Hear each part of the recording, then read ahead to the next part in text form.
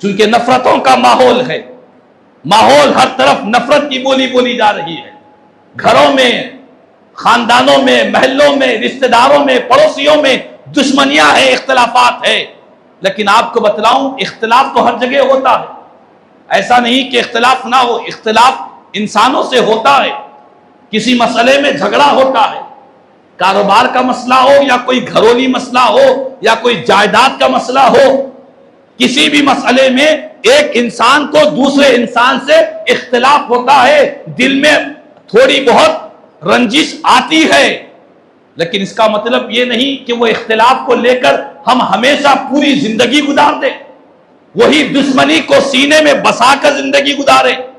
ساری زندگی اسی نفرت کی آگ میں ہم زندگی گزارے، ایسا مطلب نہیں ہے۔ اختلاف یقیناً ہوتا ہے، لیکن اس اختلاف کو ختم کرنے کی کوشش کرنی چاہیے۔ یہ بات میں اسی لیے کہہ رہا ہوں، آج ہم دیکھتے ہیں کہ دو حقیقی بھائیوں میں یا بہنوں میں کسی وجہ سے جھگڑا ہو گیا، کسی بھی مسئلے میں اختلاف ہو گیا، وہ جھگڑا اتنا بڑھ گیا کہ وہ جو اختلاف رکھنے والے ہیں ساری زندگی اچھے میں، برے میں، شادیوں میں، میتوں میں، کسی میں بھی ایک دوسرے کے پاس نہیں گئے، ایک دوسرے سے ملاقاتیں نہیں کی، نہ خوشی کے موقع پر گئے نہ غم کے موقع پر گئے، ساری زندگی نفرت کا ماحول لے کر سینے میں دشمنی رکھ کر چلتے رہے، آخرکار خبر کو پہنچ گئے۔ مرنے کے بعد اب ان کی جو اولاد ہے وہ اس دشمنی کو لے کر آگے بڑھ رہے،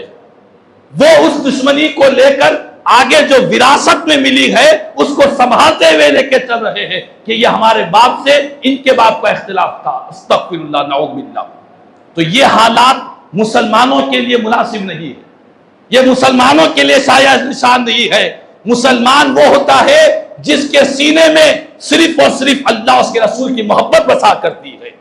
یہ اس دشمنیاں، عداوتیں، نفرتیں لے کر قبر میں نہیں جائیں گے،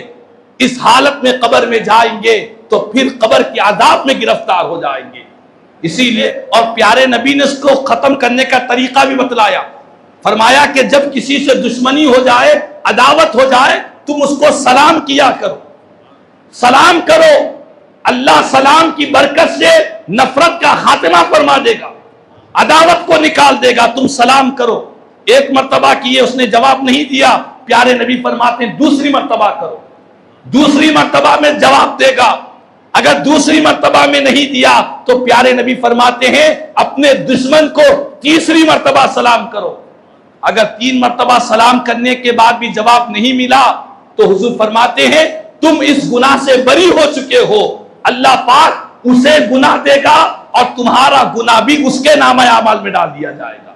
تو کینہ کپٹ کو ختم کرنے کا بہترین طریقہ مدینے والے آقا نے بیان کیا کہ جس سے کینہ کپٹ ہے اس کو سلام کیا کرو، 1 2 3 مرتبہ کرنے کے بعد بھی اگر کوئی جواب نہ دے تو اس کا وبال اس پر رہے گا، تم پر سے اللہ تعالیٰ ختم کر دے گا۔ اللہ تعالیٰ سے دعا ہے کہ اللہ پاک ہم سب کو اسلامی معاشرے کو سرکار مدینہ راحت قلب و سینہ صلی اللہ علیہ وسلم کی تعلیمات کے مطابق زندگی گزارنے کی توفیق عطا فرمائے۔ کہنے سننے سے زیادہ مجھے ہم تمام کو عمل کی توفیق عطا فرما۔ آمین ثم آمین۔ الحمدللہ رب العالمین۔